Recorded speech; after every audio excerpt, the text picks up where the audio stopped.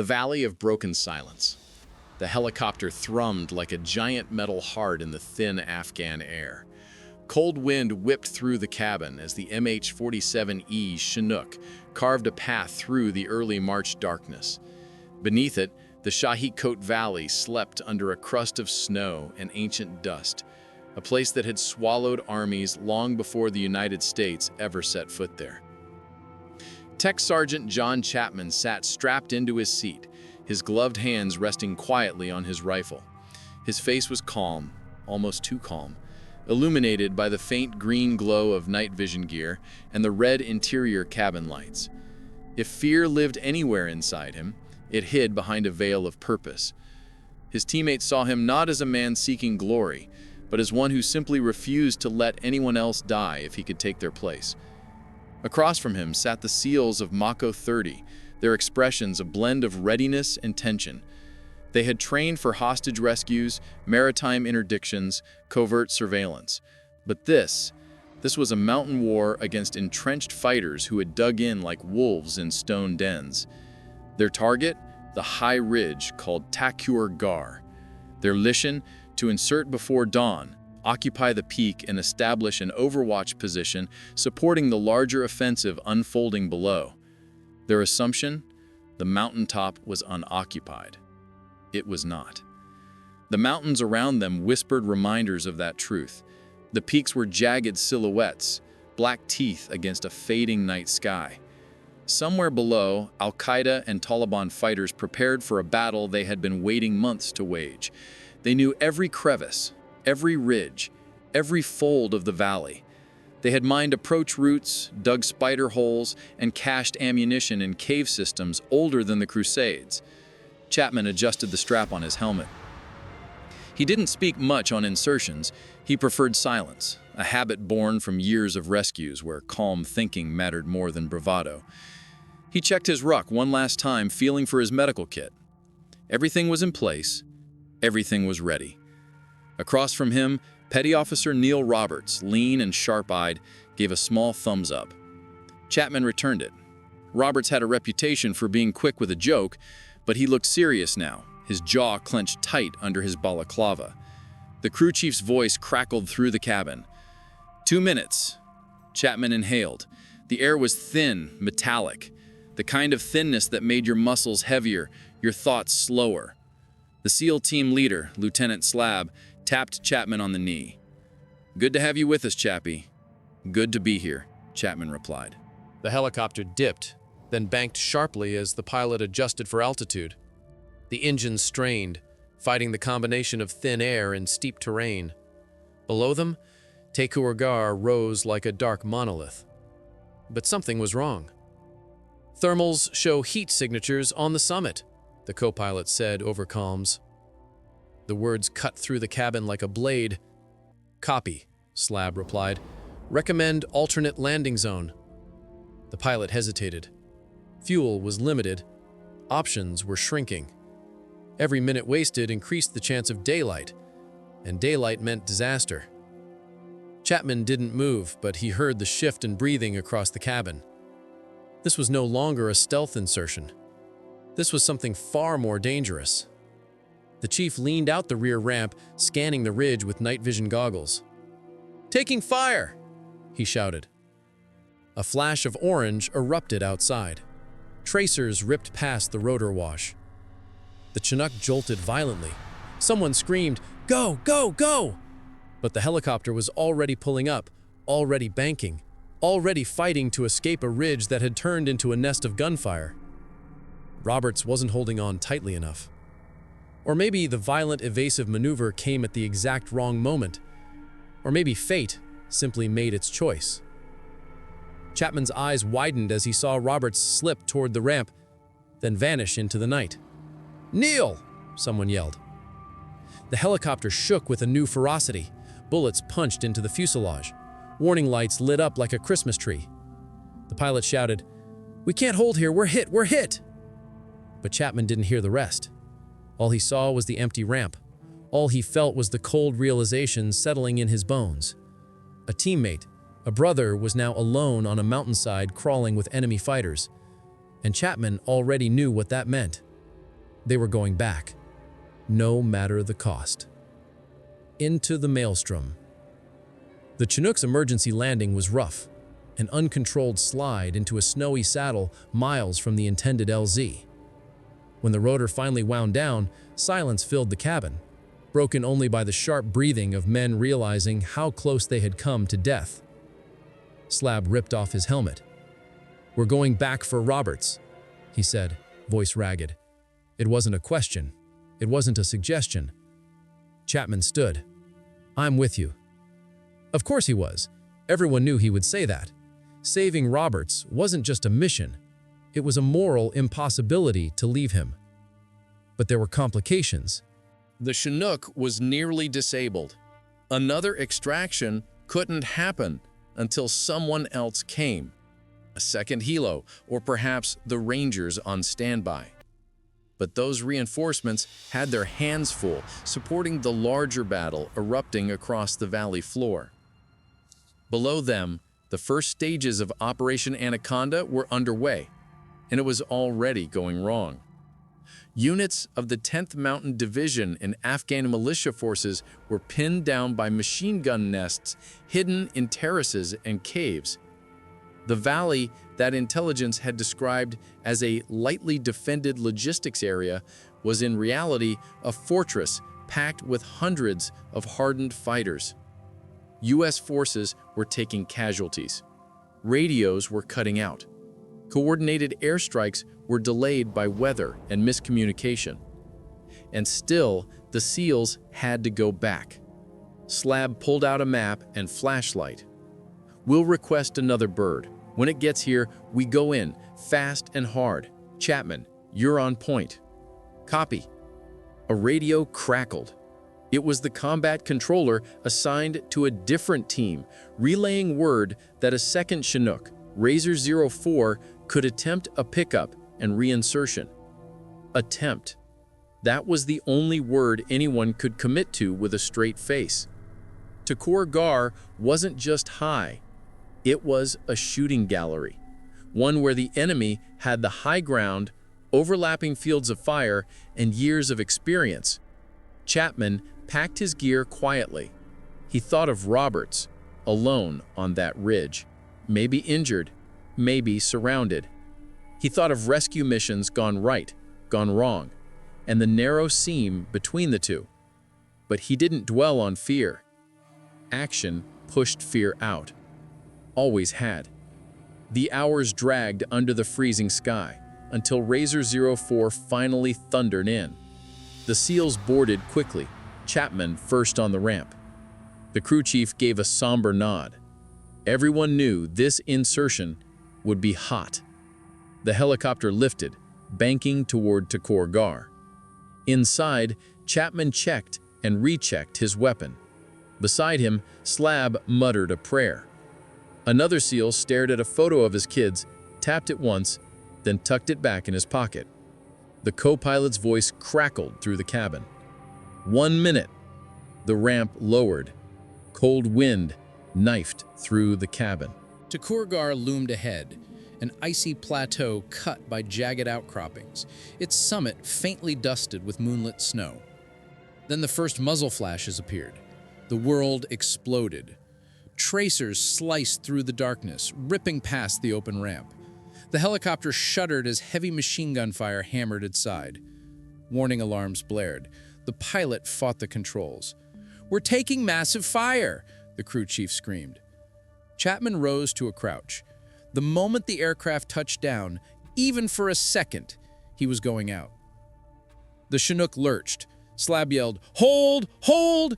But Chapman saw the opportunity. A brief hesitation of fire from the bunker at 2 o'clock.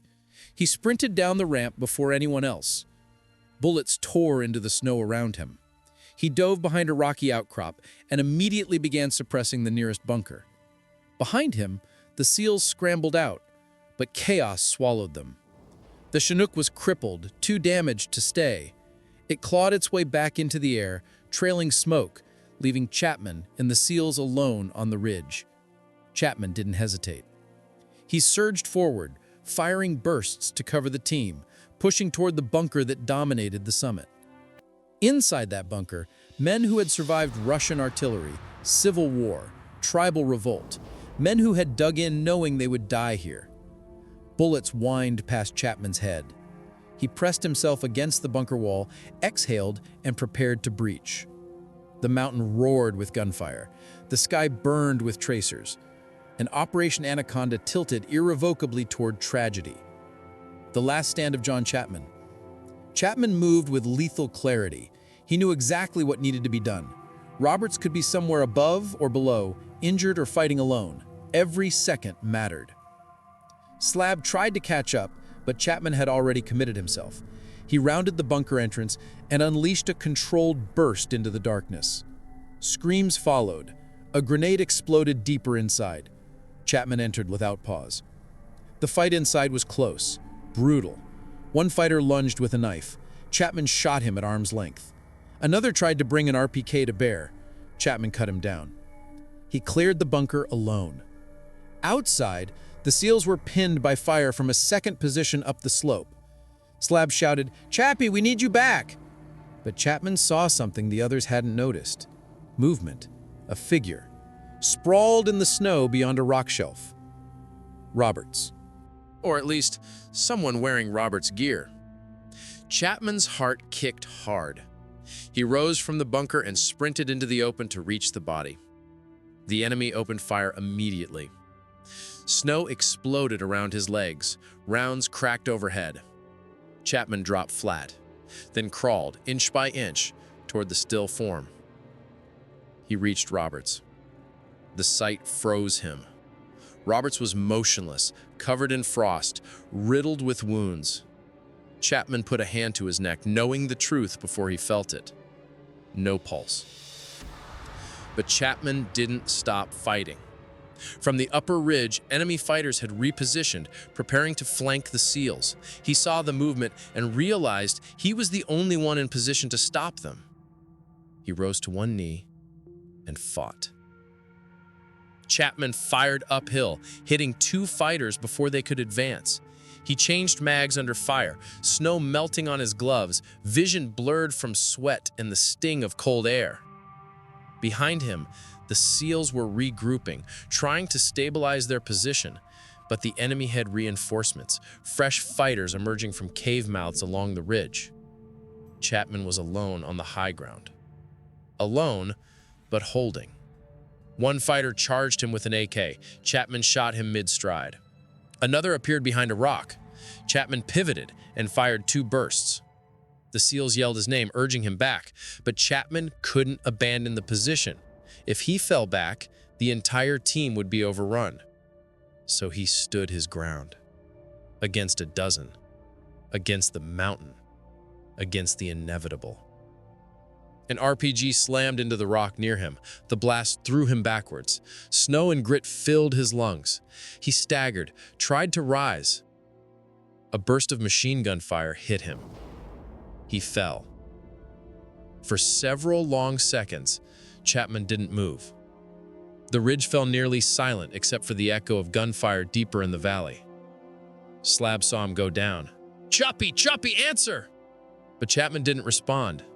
More fighters emerged from the high ridge. The SEALs had no choice. They were outnumbered, pinned, freezing, and without support. They fell back into the lower defilade, unable to reach Chapman. Slab radioed for extraction, his voice breaking. "We have a man down. We have a man down on the summit." But the chaos of Operation Anaconda meant helicopters were delayed, redirecting, taking fire. No immediate rescue was coming. Chapman lay alone in the snow. The battle raged around him. Minutes passed. Then movement.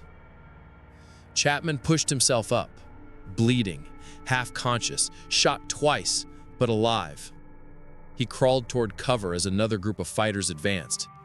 And even then, wounded, freezing, isolated, he picked up his weapon and prepared to fight again. Takur Ghar would remember his name. History would too. Rangers in the sky. The call for help from Takur Ghar traveled through the fractured communications network like a desperate echo ricocheting off mountains, switching frequencies as radios dropped in and out of service. In the belly of another MH-47, Razor 01, the Rangers of 1st Battalion, 75th Ranger Regiment listened with grim, tightening expressions. Sergeant Brad Crows gripped the strap overhead, feeling the rumble through his gloves as the helicopter carved through the night toward a fight none of them had expected to join that morning.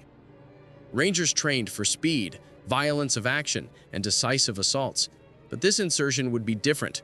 It would be vertical, blind, onto a mountaintop where Americans were already wounded or dead, and where the enemy held absolute advantage. Their platoon leader, First Lieutenant Casey, leaned close to his squad leaders, shouting over the noise. "We're going in heavy and hot. Expect immediate contact. Chapman is unaccounted for. Roberts presumed down. Seals penned." That was enough to ignite every Ranger's resolve. Nobody left Americans behind. Not ever. The crew chief slid open the cabin door to visually check conditions outside. Snow blew in, swirling like ghostly ash. The helicopter buffeted in the turbulent wind that rolled off the ridges. Thin air strained the rotors. The pilots were fighting physics, while the men inside prepared to fight death itself. Crows checked his M4, then the extra belts for his saw gunner. He thought of nothing in particular, just the ritual of preparation, the way Rangers used action to hold fear at bay. Across from him, Specialist Chris Shugard said nothing, simply bowed his head in the seconds before the assault. Not prayer, focus. Shugard's face had the calm of a man who had accepted whatever fate awaited him. The pilot's voice finally cut through the cabin. 30 seconds. Weapons snapped into hands. Breathing slowed. Minds sharpened. 10 seconds. The ramp lowered into darkness. The helicopter hovered, trying to settle on the narrow, snow-covered summit. The world was a blur of white wind and frantic motion. Then, the flash of gunfire. Tracers stitched across the open ramp. Go, go, go! Rangers poured out, jumping into the storm of bullets. Some fell into thigh-deep drifts, their footing lost as they scrambled toward rocks for cover. Others immediately opened fire on muzzle flashes from the upper ridge. Crows saw the bodies, American bodies, half buried in the snow. He saw the bunker Chapman had cleared, still scarred with bullet holes and blackened stone. He didn't see Chapman himself. Not yet. Bullets ripped the snow around them, kicking up frozen powder like violent geysers. The machine guns on the ridge seemed to spit fire endlessly. Rangers returned volleys, disciplined and fierce, pushing toward defensible positions. But then, Razor 01 took a direct hit. A stream of heavy machine gun fire shredded its fuselage. The aircraft lurched sickeningly, rotors clipping the edge of the rocky shelf. The sound was like metal screaming. The pilot shouted something unintelligible as alarms blared and flames burst from the engine. The helicopter crashed onto the ridge. The explosion was deafening. Crows was thrown to the ground by the shockwave. The fireball lit the night like a second sunrise, orange against the black Afghan sky. He heard shouting, some of it from wounded Rangers, some from the SEALs, and some of it from the enemy who thought they had killed every man on board. But the Rangers were still alive, burned, bleeding, stunned, but alive. And because they were Rangers, they crawled out of the wreckage with their rifles ready. The mountaintop had become a nightmare, a twisted hellscape of burning metal, falling snow, tracer lines crisscrossing the darkness, and the echo of dying men. Yet somewhere on the far edge of the summit, Crows saw movement, a figure crawling, barely able to stand. It was Chapman, alive. Wounded beyond imagination, but alive and still fighting. The Rangers weren't just here to rescue him. They were about to witness the impossible. John Chapman's world was shrinking to a painful, flickering tunnel. Sound came in waves, distant explosions, shouts, the whip of wind, followed by crushing silence. Blood soaked through his uniform, freezing almost instantly in the mountain cold. He had been unconscious for minutes earlier, slipping in and out of awareness after the gunfire that had taken him down. The cold had slowed his bleeding just enough that life still clung to him stubbornly. He lifted his head. The world tilted. Somewhere beyond the ridge, the Rangers' firefight raged. He heard the crash of a helicopter and felt the tremors through the stone. The enemy was shouting in Pashto, maneuvering again, preparing another assault to wipe out the Americans now trapped on the summit. Chapman made a choice. He pushed himself up, one knee sinking into the snow, his lungs burning like molten glass. His rifle lay half buried in drifted powder. He grabbed it. His hands were shaking, but the instinct of years of training steadied the barrel. He pressed the butt against his shoulder and fired. 3 rounds. 4. A fighter dropped. Another stumbled. The rest froze, confused. They had believed Chapman was dead. They had seen him fall. But there he was, rising out of the snow like a revenant. Chapman adjusted his aim and fired again. A ranger saw the flashes from the far ridge. "Who the hell is that?" he yelled. Crows answered quietly, almost reverently, "That's Chapman." Sugart stared, wide-eyed. He's still fighting. But Chapman wasn't just firing to kill, he was firing to save. Every round he sent downrange bought the Rangers seconds they desperately needed to recover from the helicopter crash. Chapman shifted positions, dragging himself behind a jutting rock. Blood streaked behind him in the snow. His strength was failing, but he forced himself to keep going. He thought of his wife, his daughters.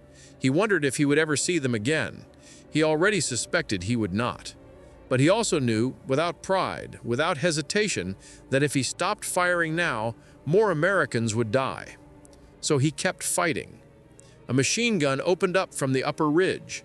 Chapman lifted his rifle again, firing burst after burst at the muzzle flashes. His shots forced the enemy to pull back, breaking their assault line. Below, the Rangers advanced under his cover fire. Sugart yelled, "Chapman's holding the flank, we've got to reach him." But the enemy regrouped, pouring fire down on Chapman's position. Rounds shattered rock inches from his head. Shrapnel tore into his side. Chapman gasped, the pain blinding, yet he dragged himself forward to maintain clear sight lines on the advancing fighters. For nearly 10 minutes, he fought alone. 10 minutes that allowed the Rangers to survive. The enemy realized he was the linchpin. A group of hardened fighters maneuvered behind his position. Chapman turned, lifting his rifle, but his strength finally failed. His fingers slipped from the grip. The fighters rushed him. Gunfire erupted from the Rangers' line, Sugart and Crows cutting down the attackers before they reached him. But more were coming, swarming the ridge like shadows. Chapman tried once more to rise. His body refused, but he still fought to breathe, fought to remain conscious, fought in the only way left to him, by not dying yet. Crows shouted, "We need to push to Chapman." But enemy fire hammered the Rangers back behind the wreckage. The mountain was a brutal equalizer, giving speed and advantage to those who knew its folds. The Americans were outnumbered, outpositioned, and losing ammunition quickly.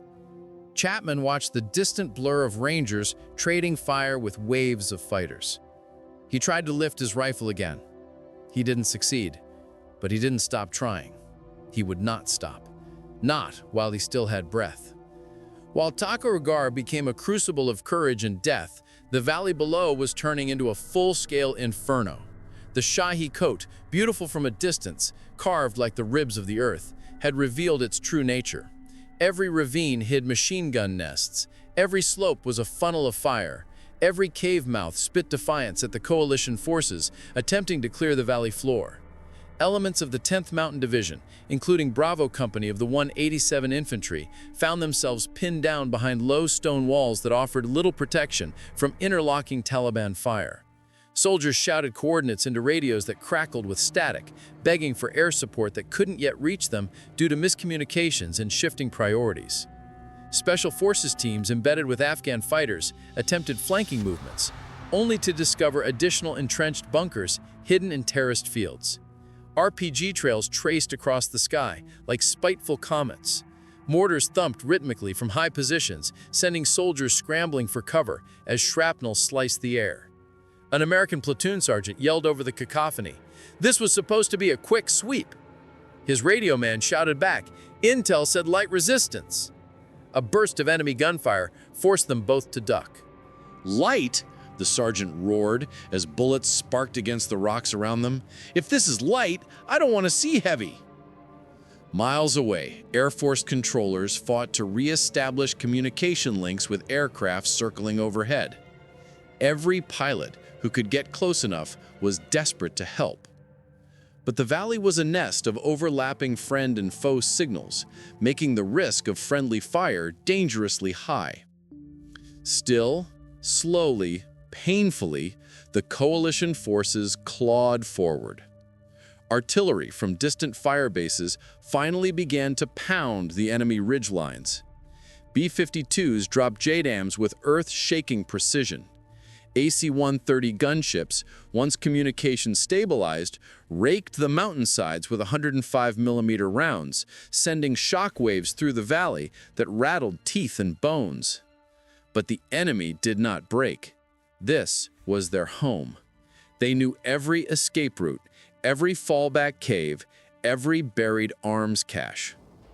And they believed, deeply, fiercely, that they were fighting the same enemy their fathers had fought when the Red Army came through these same passes 20 years earlier. For the Americans on the valley floor, the fight became a grind of inches. But for those on Takur Ghar, it remained a fight for survival. The Rangers were still pinned, the SEALs were still trapped, Chapman was still alone, and the mountain was still hungry.